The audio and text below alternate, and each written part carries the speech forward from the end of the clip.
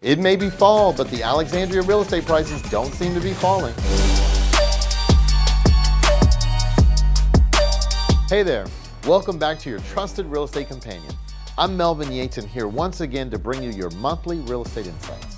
Now, whether you're a seasoned pro or new to the real estate world, I'm your go-to expert for all things from home prices to the latest trends in the buyer's market right here in your neighborhood. This video is sponsored by the Let's Talk Real with Mel podcast. If you haven't tuned in yet, make sure you hang out with me 3 times a week. We've got a fantastic lineup of guests from all walks of life, discussing real-life topics, triumphs, setbacks, and everything in between. Now for the numbers. The average sales price was $674,000. This is a 9.6% increase over last year and an 8.7% decrease over last month. The total sales volume in Alexandria last month all added up was $105 million, and that's up 27.1% over the prior month. The average time it took to find a buyer was 21 days. Let's take a look at the national data for September and check out the latest real estate trends nationwide. The good news is, in September, the inventory of unsold existing homes saw a 2.7% increase from the previous month, reaching 1,130,000 units. This amount represents approximately a 3.5-month supply at the current rate of monthly sales.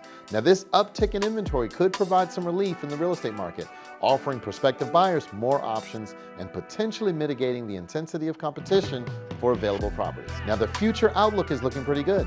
In a rare display of unity, major real estate industry groups, including the NAR, National Association of Realtors, and the National Association of Home Builders, issued an open letter to the Federal Reserve with a clear message: cease further rate hikes, please. This united front emphasizes the real estate sector's shared interest and collective commitment to safeguarding the financial well-being of consumers and ensuring stability and opportunity in the market. In all of Alexandria, there were 156 homes that ultimately sold.